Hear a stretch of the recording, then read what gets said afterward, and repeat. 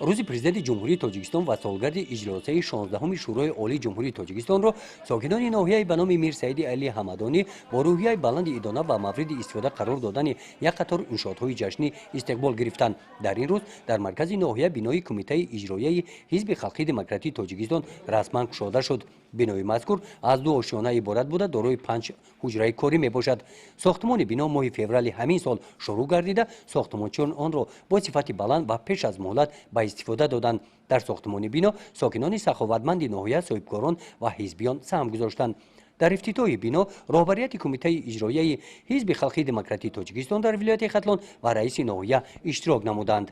باعث افتخار ما حزبیان نوریه میر سعید علی حمدانی است که امروز یک تحفه ارزنده در روز پرزیدنت جمهوری تاجیکستان بینای کمیته اجرایی حزب خلقی دموکراتیک تاجیکستان با نوریه میر سعید علی حمدانی با دستگیری به‌واسطه اعضایان حزب خلقی دموکراتیک تاجیکستان و صاحبکاران باننگ و ناموس ناحیه مورد بهره برداری قرار داده شد و باعث ذکر است که امروز تمام شرایط‌های کاری برای کارمندان مسئول کمیته اجرایی شرایط مساعد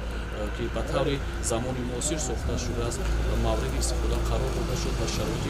کاری مهیا گردید و در جواب غمخوری‌های به‌واسطه رئیس معظم حزب خلقی دموکراتیک تاجیکستان محترم امامعلی رحمان ما کارمندان مسئول کمیته اجرایی حزب خلقی دموکراتیک تاجیکستان در ناحیه کوشش می‌کنیم که اون مسئولیت بزرگی که امروز در نزد ما گذاشته شده است اون را سربلندانه به اجرا رسانیم و ترغیب و تشویق سازنده و انمان دستور و سفارش‌های رهبر دولت پیشوای معظم ملت به سهم مردم گزارنده باشیم و تا اینکه به خاطر هنمان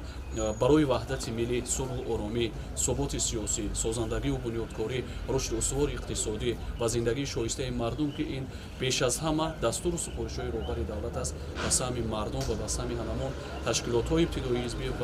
عامه مردم رسانیده باشیم و امروز که در روز پرزیدنت جمهوری تاجیکستان قرار داریم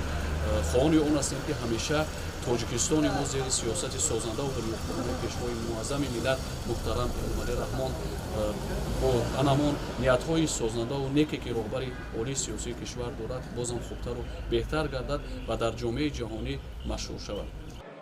در جمعیت ادانه بخشیده به روز پرزیدنت جمهوری تاجیکستان و 27مین سالگرد اجلاسه تاریخی شورای عالی جمهوری تاجیکستان رئیس ناحیه برآمد نموده ساکنان ناحیه را بخشیده به این صنعهای فرخنده ملت تبریک نموده ذکر نمودند که زحمت و تلاش‌های فرزند عزیز خلق تاجیکستان محترم امامعلی رحمان بود که از طرف مردم چون راهنمای و پیشوا شناخته شده او را اساسگزار صلح و وحدت ملی پیشوای ملت دانستند و امروز مردم او را جانبداری میکنند و از پیش میروند. دستور و نشاندادهای او را سرمشق کار خود نموده بهر آبادی و باز هم شکوفایی تاجیکستان عزیز جد و جهد می نمایند.